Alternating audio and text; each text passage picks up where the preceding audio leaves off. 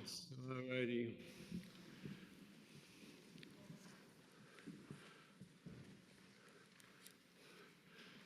There's really,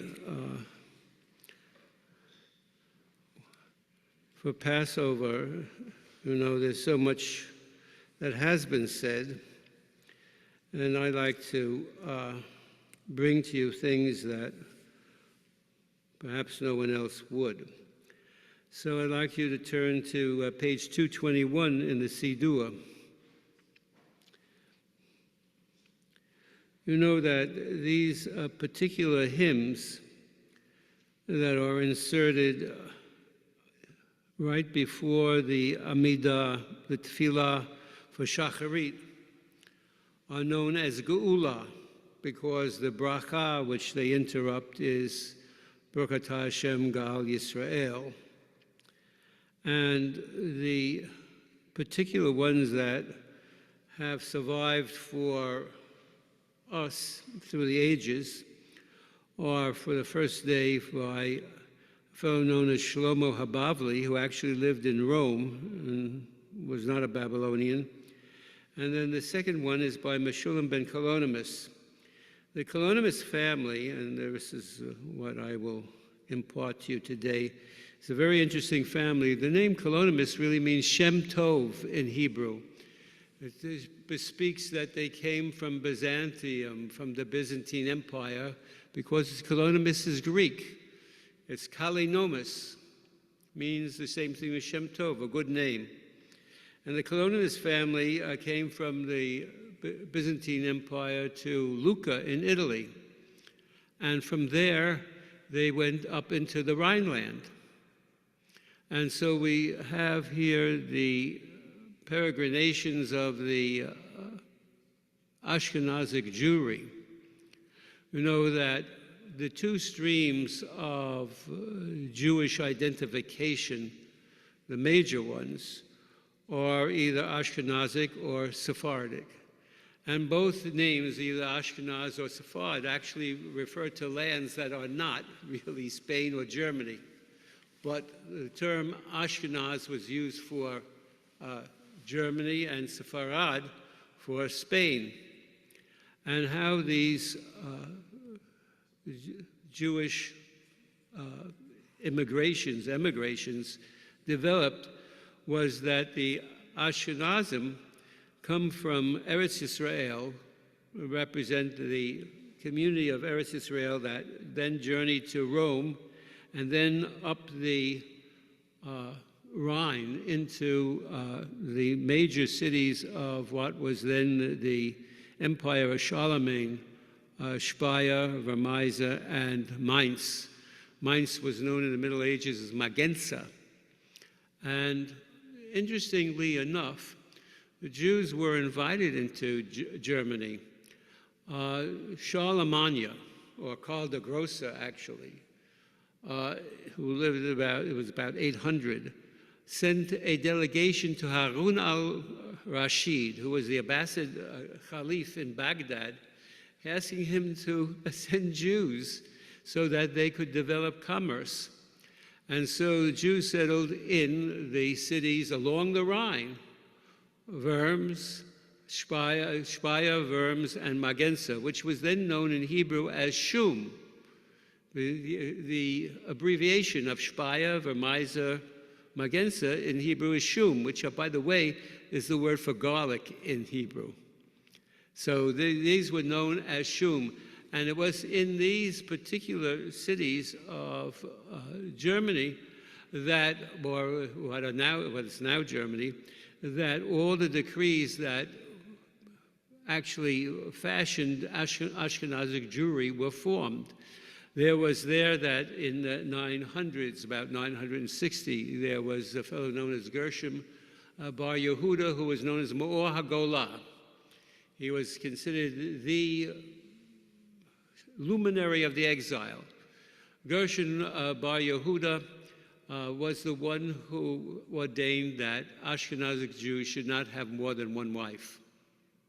You know that up until the establishment of the State of Israel, Jews from Arabic lands could have more than one wife. As a matter of fact, when Jews came from Yemen to Israel, they had, some of them had more than one wife. And it was only in Israel that it was ordained that for all Jews, whether Ashkenazi or Sephardic, that they would have. Gershom Bar Yehuda also ordained that if someone sent a letter, that the carrier was not allowed to open it. And he was the teacher of the teachers of people like Rashi. Rashi, Rabbi Shlomo Bar Yitzchak, who was the foremost commentator on the Bible and Talmud, actually learned his lessons in Worms. And there was a Rashi chapel in Worms, which I believe has recently been restructured by the German government. And it was here where Ashkenazi Jewry.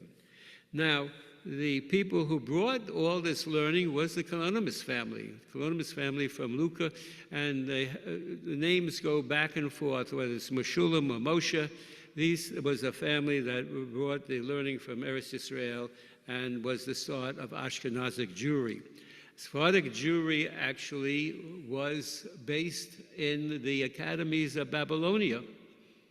And the difference in the particular way in which prayers and customs between the Ashkenazi Jews and the Sephardic Jews stems from the fact that Ashkenazi Jews go back to the customs and practices of Eretz Yisrael, and Sephardic Jewry, or Edot HaMizrach, the Jews who lived in Arabic lands, were influenced by the academies of Babylonia. The great academies of Babylonia of Sura and Pumbedita, which were transferred actually to the city of Baghdad after the Arabic conquest of Babylonia, so that both of the yeshivot were actually, even though they originated in Sura and the Pumbedita, they were in Baghdad. And the yeshiva of Sura actually lasted until the year 1000. And what happened is that as far as the Jews who were living in Arabic lands, once the Arabic conquest came and the Arabs conquered all across northern Africa, in 711, Tariq ibn Ziyad crossed the straits and gave his name to Gibraltar, which is Jebel al-Tariq, the mountain of Tariq. And that was the conquest of Spain, which, by the way, the high water mark was the Battle of 732 in Poitiers, where the Christians stopped the Muslim advance into Europe. But from that time on, what was called the Umayyad dynasty, even though the Abbasid dynasty was in Baghdad, there was a branch of the Umayyads who had escaped being completely annihilated by the Abbasids, came to Spain, and there was the dynasty known as the Umayyad Caliphate.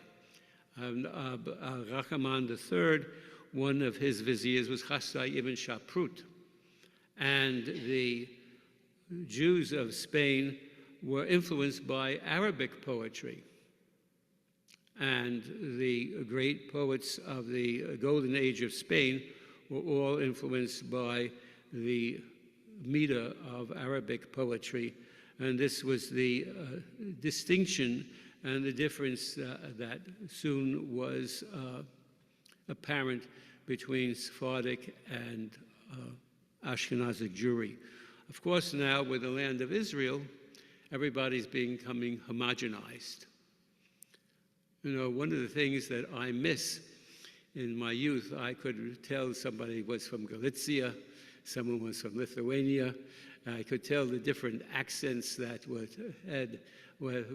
Now we have sometimes the accents of people from Arabic lands with the pronunciation, which is so different from the Ashkenazic. But there were so many differences that now with, of course, what modern times has brought is a sort of homogenization of where everything seems to be the same, and the varieties that were, to me at least, the spice of life are now different. In any cases, the union of the Ashkenazim and the Sephardim has now been brought back to the land of Israel, where a particular type of prayer that is neither Ashkenazic or Sephardic is being developed. We continue now with our service with the Musaf Kaddish on page 155, and then we will go to the Musaf for Pesach, for the Chagim, and you will note that it starts on 166b, and after the Kedusha on page 167, you notice at the bottom of the page, the note on Yom Tov, go to page 170 and have the prayers for the holiday of Pesach.